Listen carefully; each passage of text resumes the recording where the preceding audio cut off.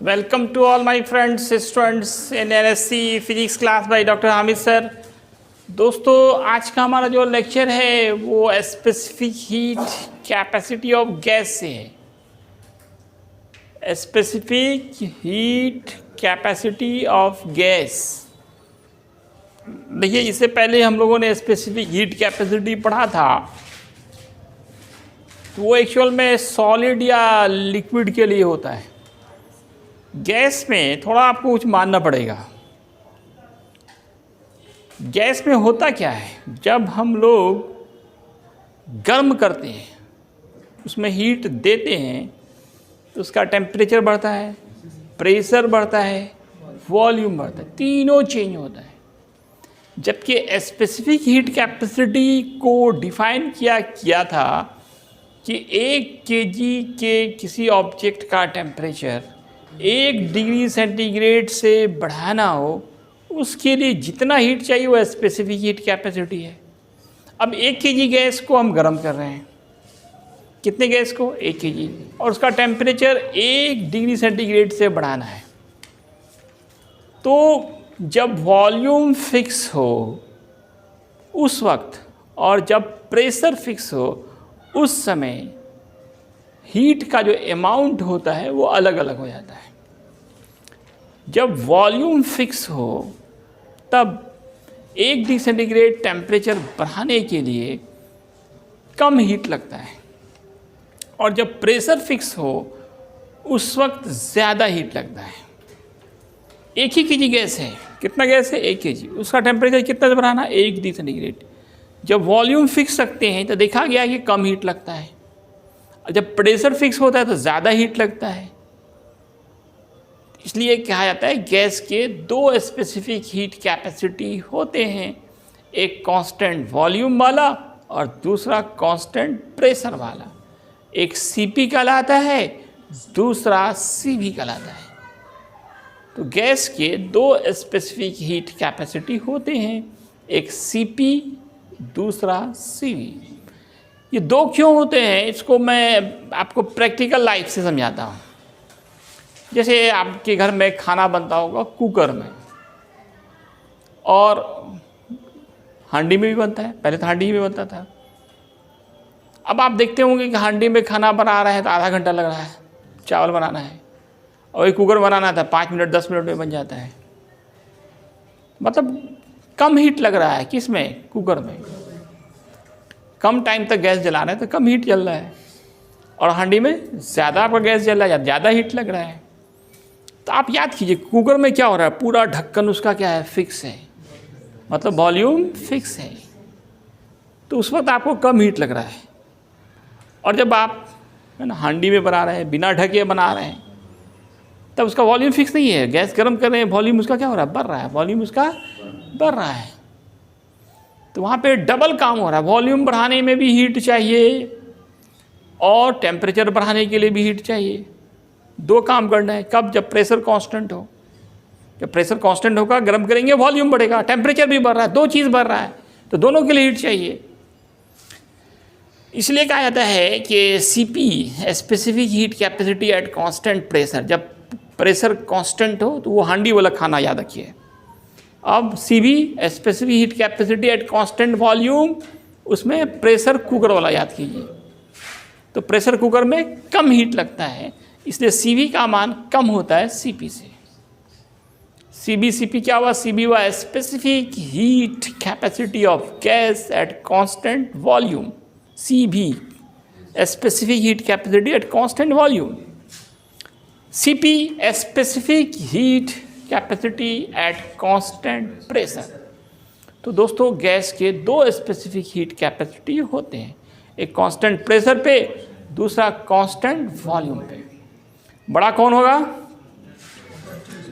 बोलो, सीपी या CV? CP क्या होगा? बड़ा होगा सीवी से। अब जब बड़ा है एक छोटा है, घटाएंगे तो कुछ मान होगा।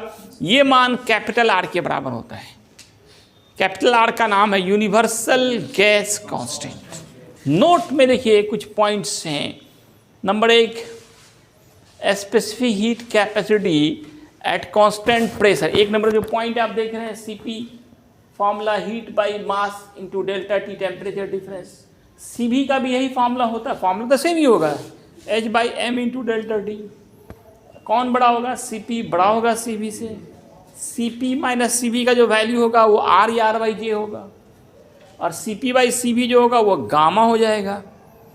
मोनो एटॉमिक गैस के लिए गामा का मान 1.66 पाया गया, डायटोमिक के लिए 1.41, ट्राई एटॉमिक के लिए 1.33। अब मैं आपसे पूछना चाह रहा हूँ कि मोनो एटॉमिक गैस कौन कौन है? तुम चुप रहो। मोनो एटॉमिक गैस कौन कौन? मोनो मीन्स ऐसे गैस जिसमें एक ही एटम हो। कौन गैस है वो? है ना, कौन गैस है? इनर्ट गैस, नॉवल गैस, जैसे helium, neon, argon, krypton, radon. ये किसी से रिएक्शन ही नहीं करता है। He2 कभी नहीं देखे होंगे आप, He2 नहीं होता है, He होता है। लेकिन हाइड्रोजन में H2 होता है, O2 होता है ऑक्सीजन में, नाइट्रोजन में N2 होता है। वहाँ 2 एटम है। कितने एटम है? 2 एटम। तो वो द्विपरमाणु डाई एटॉमिक। और ट्राई एटॉमिक का एग्जाम्पल क्या होगा? H3 होता है क्या? जब हाल है अपने मुँह से बना दो H3 क्या? ये महान है, नया नया आविष्कार कर रहा है लोग, तो साइंटिस्ट होते हैं। H3 बना दिया है लोग। H3 जबकि होता ही नहीं है। क्या होगा? O3, ozone. NH3, लेकिन NH3 क्या हो गया? 4 हो गया, गिनती आता है ना, 1 N 3 हाइड्रोजन। NH3 होगा इसमें, ट्राई में नहीं होगा ना, टेट्रा में हो जाएगा। CO2 हो सकता है। अब आइए first law of thermodynamics. Thermodynamics chapter का सबसे इंपॉर्टेंट क्वेश्चन है ये, फर्स्ट लॉ ऑफ थर्मोडायनेमिक्स। इसमें भी आप याद करें वही चाय बनाने वाली बात, खाना बनाने वाली बात।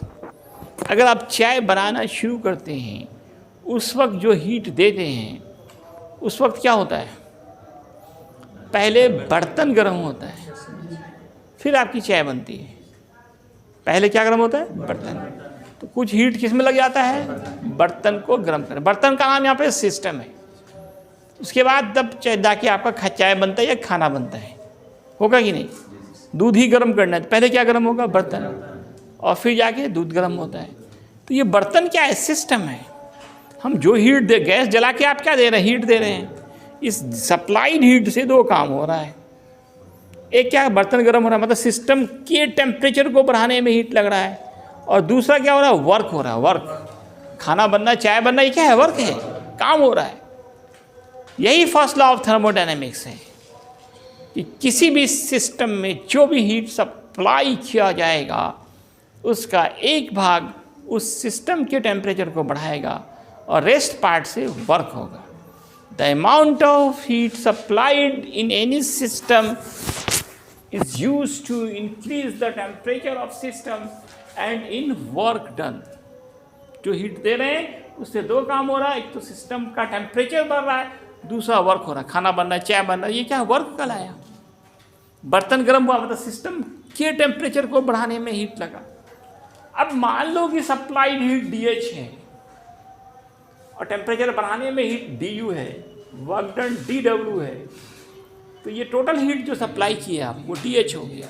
इससे 2 काम हुआ, सिस्टम का टेम्परेचर बढ़ा और वर्क डन हुआ। DH क्या है? सिस्टम का टेम्परेचर बढ़ाने में लगा। नहीं, DH क्या? DH सप्लाइड हीट, गैस जला के जितना हीट दे रहे हैं वो DH है। ये याद रखना है ना, ध्यान से याद रखना है। DH क्या है? जितना हीट सप्लाई कर रहे हैं। DU क्या है? बर्तन के गर्म करने में जो हीट लग रहा है, सिस्टम के टेम्परेचर को बढ़ाने में जो हीट लग रहा है। DW क्या है? जितना काम हो रहा है, वर्क डन हो रहा है। तो DH बराबर DU प्लस DW। इस इक्वेशन का नाम है mathematical form of first law of thermodynamics. तो अब इसके एप्लीकेशंस बताए जा रहे हैं। पहला एप्लीकेशन इन आइसोथर्मल प्रोसेस।